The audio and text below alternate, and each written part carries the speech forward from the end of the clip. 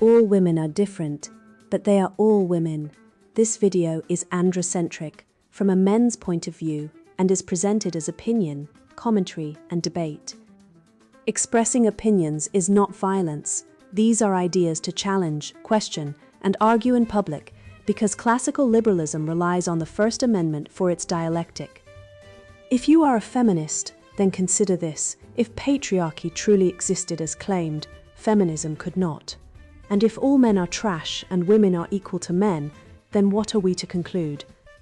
Women will die for their children, men will die for their wives and children, and God chose to die for all mankind. Authority rolls up with responsibility. If this framing of facts offends you, click off to a cute cat video. Proceeding further will expose you to gamma bias and criticism directed at ideas, claims, institutions, not at any individual's virtue or dignity. Our method follows the 7 liberal arts: the trivium, grammar, logic, rhetoric, and the quadrivium, arithmetic, geometry, music, and astronomy. If this framework is not for you, feel free to exit now. It's no disgrace. Women are wonderful. God bless America. Men are great. Feminist revenge fantasy. Hating dads, hurting kids. Written by Sophie Marie Eve Riker. Available now. Links in description. The syllogism of the spine. Why your fake laugh is treason. Weaponizing guerrilla posture and stoic silence to crush the Marxist superstructure, I have watched the vanguard of cultural Marxism invert the very reality we inhabit, replacing the biological base of evolution and hierarchy with a delusional superstructure built on guilt and grievance. This is not an accident. It is a calculated strategy to dismantle the living spirit of Western civilization by severing man from his nature. They use the Frankfurt School's pathology to turn the family courts into wealth transfer mechanisms that punish the productive male and hurt kids by destroying the father. All while screaming about a non-existent patriarchy that serves only as a boogeyman to justify their gynocentric tyranny. The logic here is irrefutable. If the foundation of society is a lie, every institution built upon it becomes a weapon against you. You see the evidence of this psychological warfare in the physical realm every single day.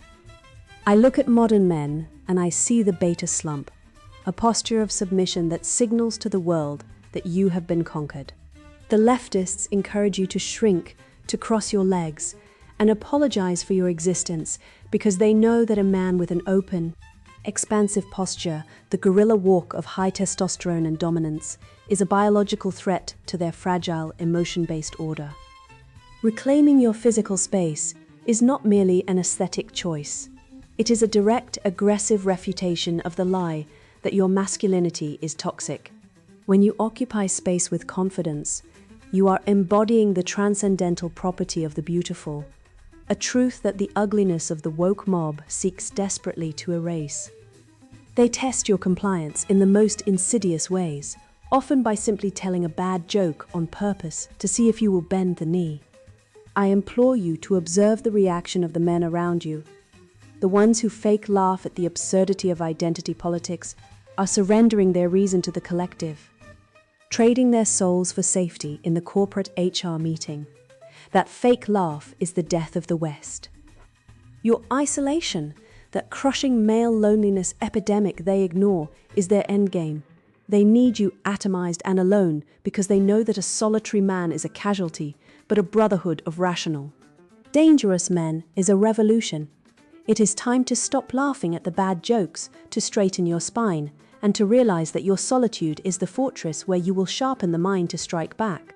The base of lies, the Marxist inversion of reality, the fundamental error of the modern age, the great lie upon which the entire cathedral of feminist woe is built, is the Marxist inversion of reality itself. Karl Marx, a man whose intellect was eclipsed only by his resentment, proposed that the economic base of society, the production of goods, creates the cultural superstructure, our laws, religion, and families. This is the materialist dialectic, and it is as false as a politician's promise. I present to you the irrefutable syllogism of biological reality.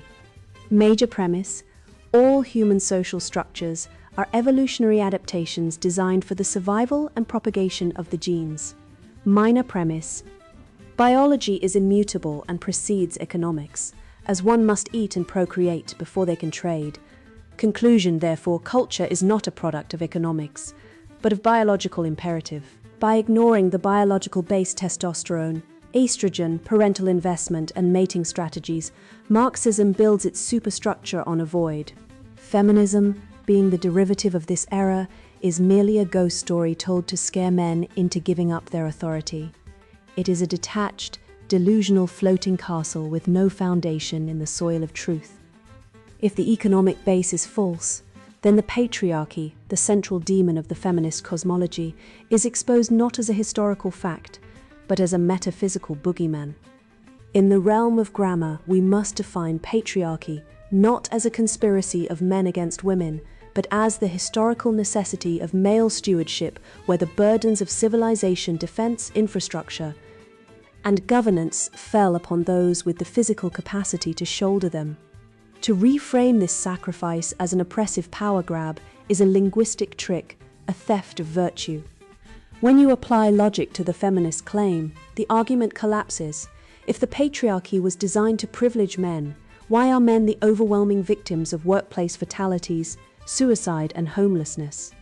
The patriarchy is nothing more than a rhetorical weapon used to induce guilt in the masculine psyche, convincing you that your natural strength is a sin rather than the very shield that protects the fragile from the harshness of reality.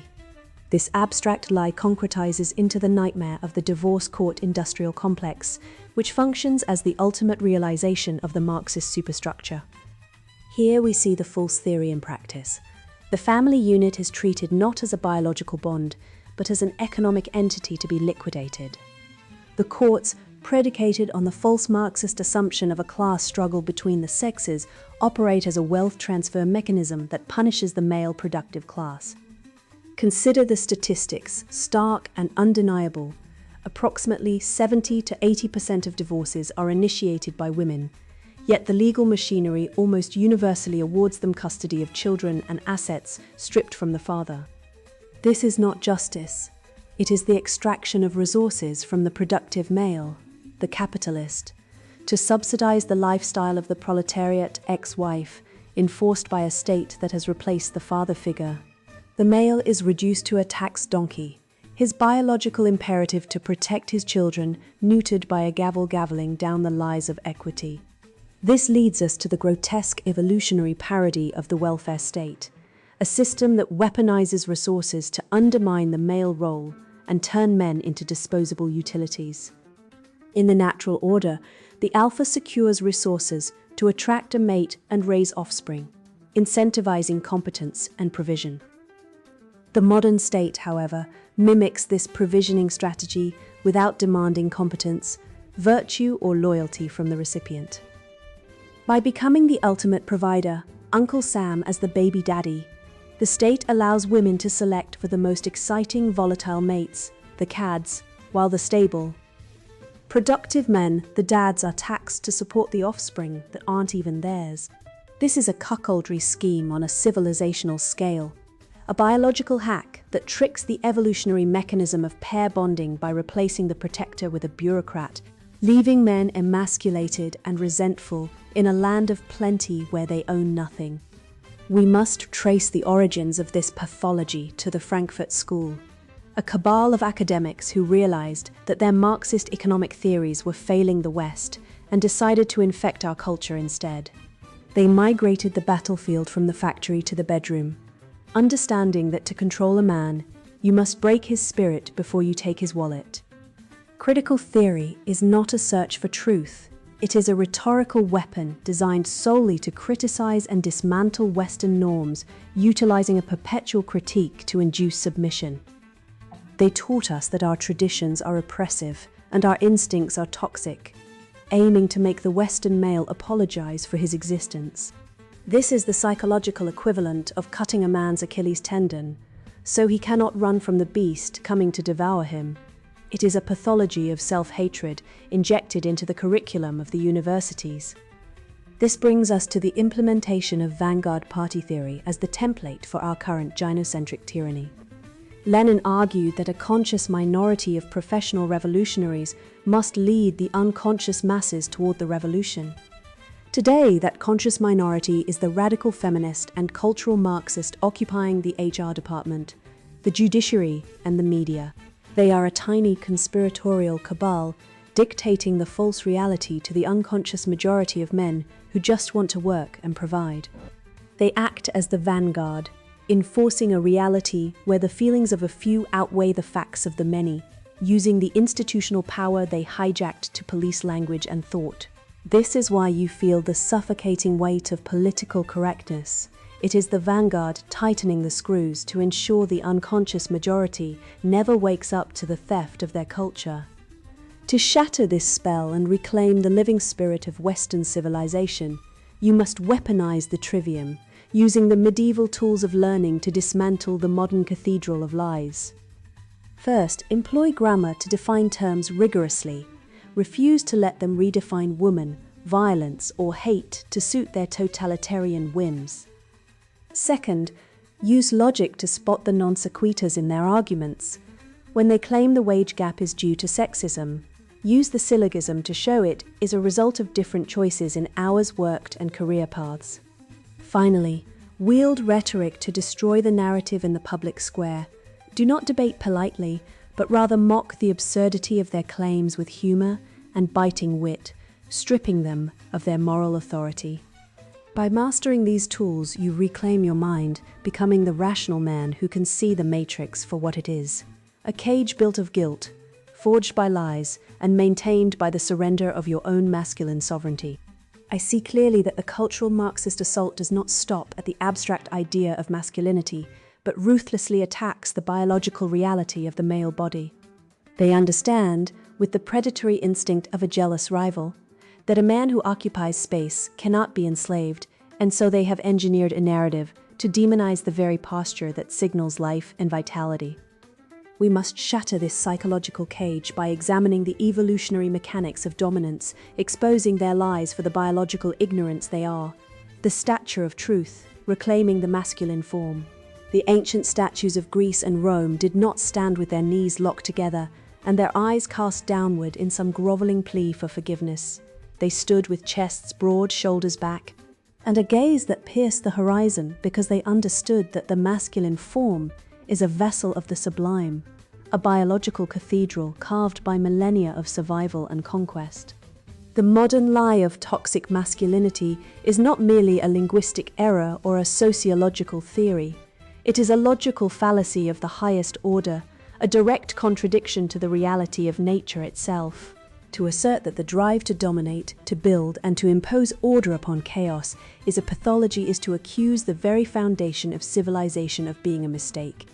If you look to the animal kingdom or simply open your eyes to the history of the West, you see that aggression and stature are not optional accessories, but the necessary engines of survival. When the screeching voices of the cultural Marxists demand that you shrink, they are demanding that you commit suicide, because in the brutal calculus of biology, he who refuses to take up space is immediately marked as prey. The logical syllogism is irrefutable. Civilization requires protection. Protection requires strength. Strength requires a rejection of the effeminate call to be small and apologetic.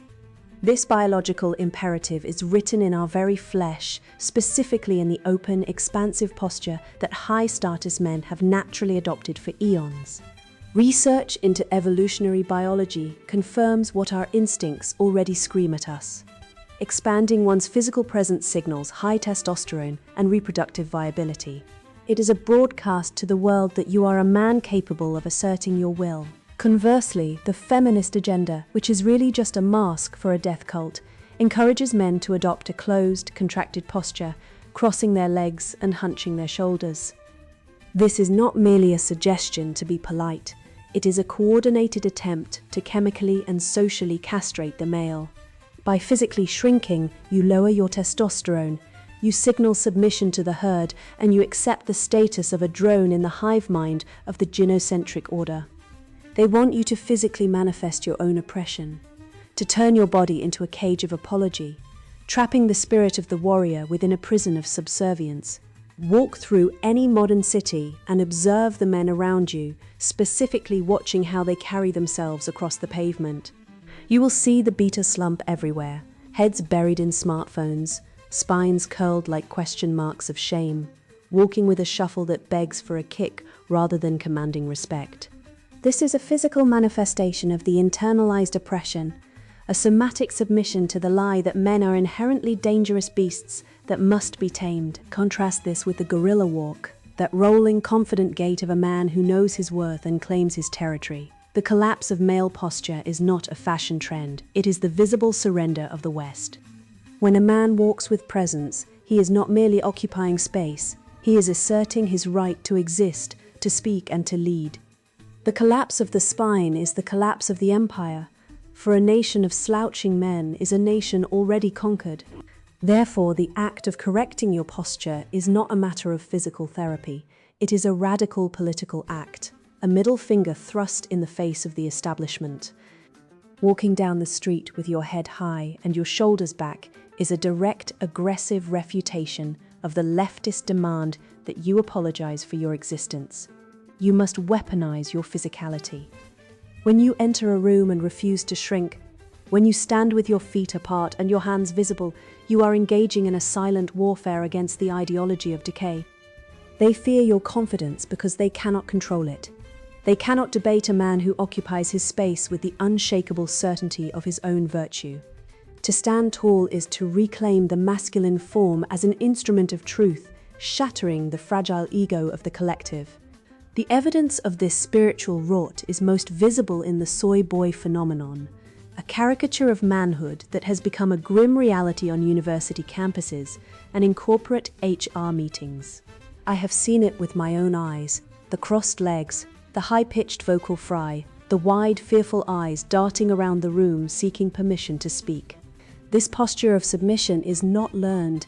It is enforced by a system that trades safety for the spine. These men have traded their birthright of dominance for a mess of pottage, becoming evolutionary dead ends who confuse compliance with virtue.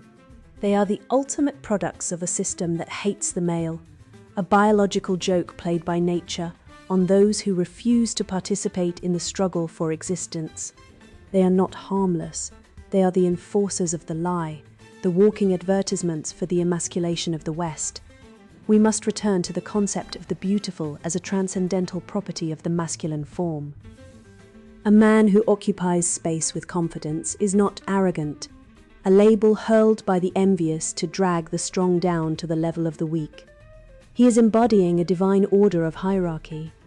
The beauty of the masculine form, broad shoulders, square jaw, upright stance, is a reflection of the objective moral order, a physical manifestation of the good and the true.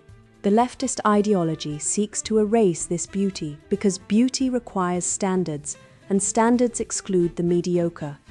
By celebrating the ugly, the weak, and the androgynous, they are not just changing aesthetics, they are waging war against the structure of reality itself. To embrace the masculine aesthetic is to embrace the transcendental, to become a living monument to the order of the cosmos.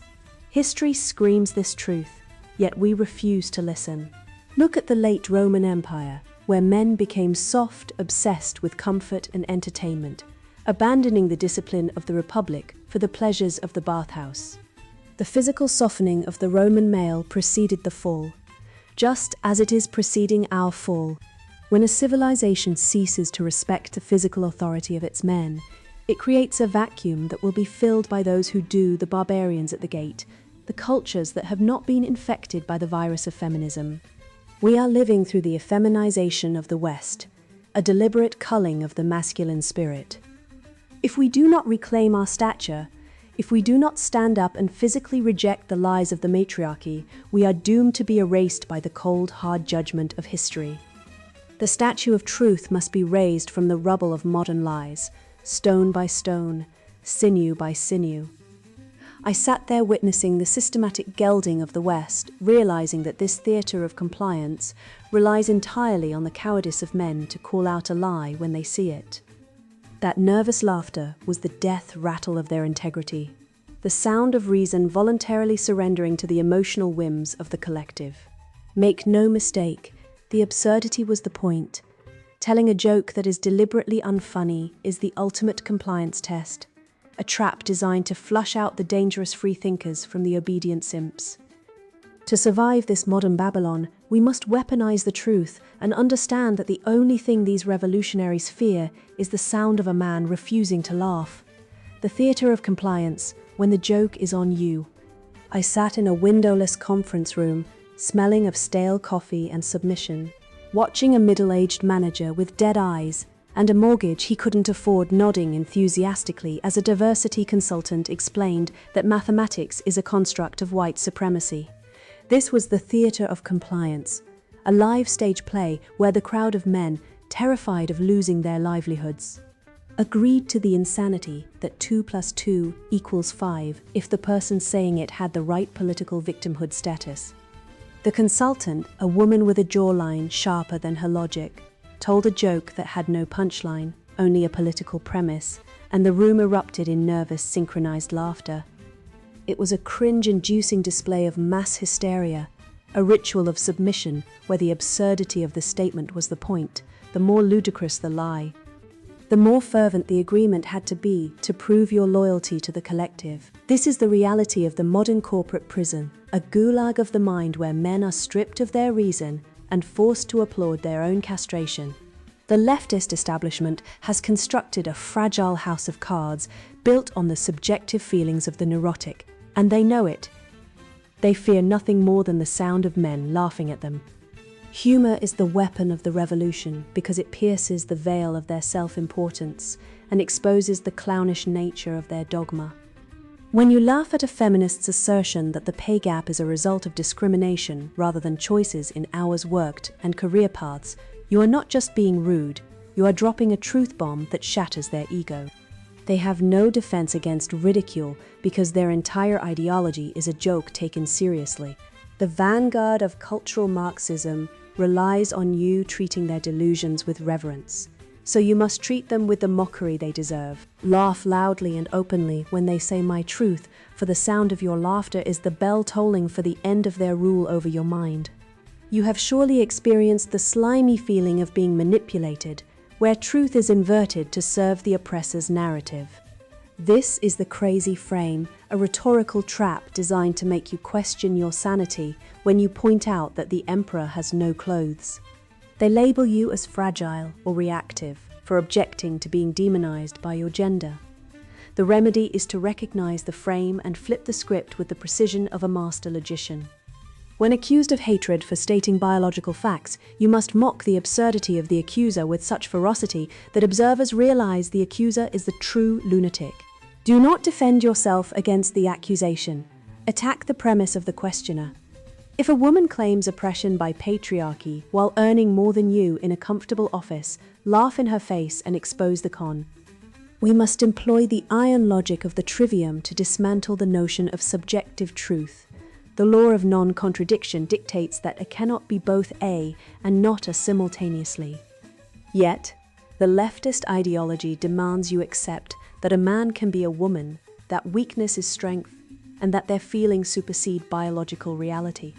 Accepting a bad joke as funny simply because it is politically correct is the intellectual equivalent of accepting that 2 + 2 = 5. This is the gateway to totalitarianism, the surrender of the mind to the whims of the collective. If you concede that my truth is valid despite contradicting objective reality, you have abandoned the very faculty that makes you human. You must draw the line in the sand and refuse to accept the premise, for logic is the fortress of the West and the only weapon that can slay the dragon of relativism. This brings us to the most insidious aspect of female social strategy, a behavior rooted in evolutionary biology that plays out in boardrooms and bedrooms alike. The telling of a bad joke on purpose as the ultimate compliance test. When a woman states an absurdity, a contradiction, a lie, a vitriolic condemnation of men, she is gauging your reaction. If you laugh, you signal that you are a liar and a simp, a beta male willing to abandon reality for the chance of sexual or social access. You are telling her that your integrity is for sale. If you stay silent, or worse, if you challenge her, you are identified as dangerous and free. This is the same mechanism used by totalitarian regimes to root out dissidents. They push a lie and see who swallows it. Do not be the fool who laughs at the lie. Be the man who stares back in stony, judgmental silence. That fake chuckling nod you give in the break room, that is the sound of your soul dying. It is the death rattle of the masculine spirit, the audible proof that you have surrendered your reason to the emotional whims of the collective. We must view the performative emasculation of men in the workplace and relationships for what it is, a tragedy of epic proportions. Men are killing themselves in record numbers, driven to despair by the constant demand to apologize for their existence. The fake laugh is the surrender flag, waved by men who have forgotten that they are the bearers of civilization's torch. You cannot fake your way through the decline of the West. You must stand, rooted in virtue, and refuse to participate in the degradation of your own sex. There is a profound power in the silence of the Stoic, a sharp contrast to the neurotic chatter of the fool who seeks validation. The modern male is conditioned to fill the void with noise, to apologize, to explain, to qualify his statements with "just my opinion" to appease the shrieking harpies of political correctness. Stop talking, stop explaining. When faced with the absurdity of the woke mob, your silence is a wall they cannot breach. It screams that you are not buying what they are selling. In the face of the bad joke, the silence of a confident man is louder than a riot. It is the silence of the West before it wakes up to reclaim its heritage. Do not laugh at the joke. Do not apologize for not laughing. Just sit there, immovable as a mountain, and let the truth of your existence speak for itself. When you master this silence, you cease to be a cog in their machine and begin to resemble the great figures of our past who built civilization not in the clamor of the marketplace, but in the terrifying quiet of their own minds. They call this isolation a disease to be cured by the state, but that is a lie designed to keep you from the truth. True power is forged in the solitude they fear you will discover. The solitude of the Stoic, weaponizing isolation. Nietzsche once declared that the spirit of gravity weighs upon the thinker who seeks solitude. But I tell you, the gravity of the herd is the burden that crushes the soul of the modern man. Look back through the canon of Western civilization and tell me where the fire was brightest. It was in the isolation of the cell, the study, or the mountain peak. The great minds who forged the intellectual foundations of our reality did so not in the clamor of the marketplace, but in the terrifying, liberating silence of their own company. When you strip away the noise of the crowd, you find the raw material of truth. This isolation is not a defect. It is the incubator for the rational mind, the forge where the steel of masculinity is tempered away from the corrosive rust of feminine sentimentality. The modern world tells you that being alone is a failure, but history screams that it is the prerequisite for the kind of breakthrough thinking that pulls civilization out of the dark. They tell you the male loneliness epidemic is a crisis of mental health, a failure of capitalism, or a lack of community resources. But I am here to tell you this is a strategic feature of the gynocentric machine, not a bug. The state and its feminist handlers fear nothing more than a band of brothers united by a common cause and a shared grip on reality. Bros before Hos is not just a mantra for the fraternity, it is a political threat to an establishment that relies on the atomization of men to maintain control. If men bond, they share notes, they compare experiences, and they quickly realize the divorce courts are rigged, the family laws are exploitative, and the cultural narrative is a lie. By demonizing male spaces and pathologizing the desire for male-only association, they have successfully quarantined us, ensuring we remain isolated worker units rather than a cohesive force capable of challenging the matriarchy. You see the constant leftist bleating for men to open up, to be vulnerable, and to process emotions for what it is. A trap designed to strip you of your defenses. They want you to lower your shield so they can drive the spear home. The call to man up has been twisted from a demand for stoic resilience into a demand for emotional submission. Do not fall for it. A man who reveals his wounds to a shark is asking to be eaten. Instead, we channel that isolation into the stoic tradition of the West, converting the raw pain of betrayal into a cold, hard rage that fuels action. We do not weep in circles. We lift iron, we build fortunes, and we master the trivium. We take the energy of our solitude and weaponize it. The archetype of the lone wolf has been dragged through the mud by the cultural Marxists, smeared with the label of involuntary celibate to make you fear your own independence. They paint the solitary man as a dangerous deviant, because a man who is alone with his thoughts is immune to the hive mind contagion of feminism.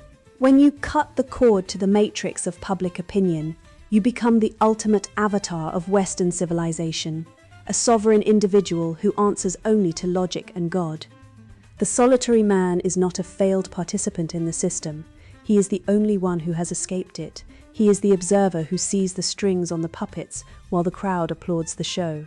Consider the statistics of silence, the cold, hard data that the mainstream media loves to gloss over with tears and pity.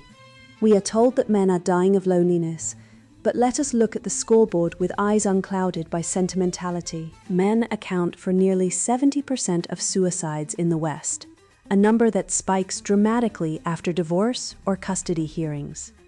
These are not just tragic accidents. These are casualties of the war on masculinity.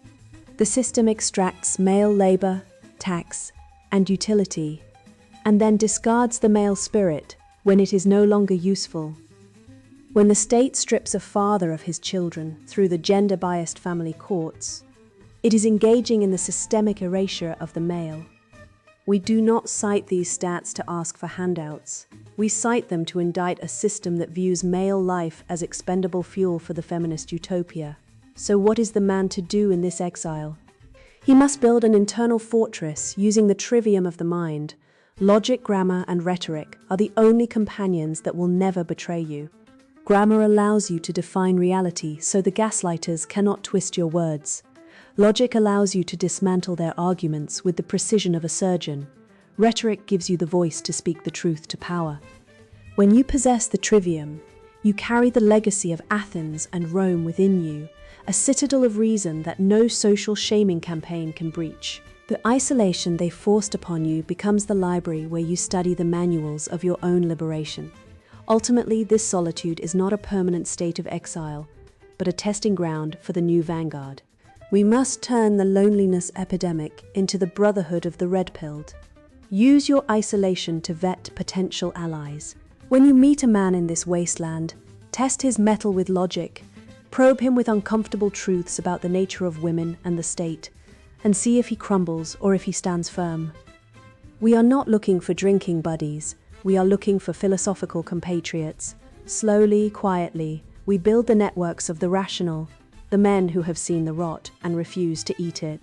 We reband, not in weakness or neediness, but in overwhelming, undeniable strength. You now hold the sledgehammer of truth, and you can see the cracks in the false consciousness where the paint of Marxism is peeling off the rotting drywall of the superstructure. We have proven irrefutably that the economic base is a hallucination. The real base is evolutionary biology, blood and bone. While the cultural superstructure is nothing more than a fever dream designed to extract your labor and silence your reason. You understand that the vanguard party is not in a history book, but sitting in HR departments and family courts, a conspiratorial cabal of hysterics using critical theory as a blunt instrument to castrate your potential. You know that when she tells you that bad joke, that absurdity designed to test your compliance, your silence is not rudeness. It is the shield of the stoic and the roar of a man who refuses to participate in the delusion. Look at yourself in the mirror. Shoulders back, chin up. That posture is not just a physical act. It is a biological rebellion against the beta slump they have engineered for you. When you walk down the street with presence, occupying space without apology, you are physically repudiating the lie that your existence is a sin. You have learned that your isolation is not a bug in the system, but a feature they fear because they know that a man alone with his thoughts is a man who cannot be gaslit or shamed. The statistics of male suicide and the loneliness epidemic are not cries for help from weak men. They are the casualties of a war waged against the masculine spirit. And you are the survivor who has refused to become a statistic. By rejecting the fake laugh and the performative emasculation of the corporate diversity seminar, you have reclaimed your narrative and your dignity. Now, go forth into the Babylon of the woke and wield the trivium like a broadsword. Use grammar to define their terms before they redefine reality. Use logic to shatter their non sequiturs, and use rhetoric to mock their absurdities until the echoes of their lies fade into the dust. You are no longer a victim of the gynocentric conspiracy. You are a vanguard of truth in your own right. Take this knowledge and use it to save your brothers, to protect your sons, and to redeem the living spirit of Western civilization from the clutches of the mind virus. Do not hide this light, share it, debate it, and watch the spell of ignorance break around you. And now the sponsored book introduction, Feminist Revenge Fantasy, Hating Dads, Hurting Kids, Men Are Under Attack. If you're reading this, you already sense it, the quiet erosion of your dignity, the sneering dismissal of your struggles, the cultural gaslighting that paints you as the villain in a story where you're the casualty. I wrote this book because I've watched the men I love get devoured by a system that demands their sacrifice while spitting on their graves. My father worked 60-hour weeks to provide, only to lose half his pension in a divorce he didn't want. My brother spent 2 years fighting false abuse allegations to see his kids. My college roommate hanged himself after a Title IX tribunal branded him a rapist over a drunken hookup both parties regretted. These aren't isolated tragedies. They're symptoms of a war waged against masculinity itself, a war this book arms you to win. This isn't for the faint-hearted or the politically correct. If you still believe feminism empowers everyone or that equality hasn't morphed into female supremacy, put this down and go binge Netflix. But if you're ready to confront hard truths like how suffragettes bombed buildings while men died in trenches, why 73 million annual abortions fuel a eugenics industrial complex, or how courts legally steal your wealth if your wife decides she's bored, keep reading. We'll dissect the lies together. You'll learn why toxic masculinity is a feminist trap designed to pathologize male strength, how paternity fraud traps millions in fatherhood fraud, and why the trans movement's real victims are women and children. I've packed these pages with data feminists pray you'll never see. CDC stats proving men are 40% of domestic abuse victims, OSHA. Reports showing males comprise 93% of workplace deaths, and studies exposing how family courts prioritize maternal whims over children's needs. This book is your shield and sword. It's for fathers, sons, brothers, and any woman brave enough to question the cult that swapped liberation for man-hating lunacy. You'll walk away armed with irrefutable arguments, darkly comic takedowns of woke hypocrisy, and strategies to reclaim your life from gynocratic tyranny. The gender war ends here. Your move. Feminist Revenge Fantasy, Hating Dads, Hurting Kids, written by Sophie Marie Eve Riker. Buy now, links in description.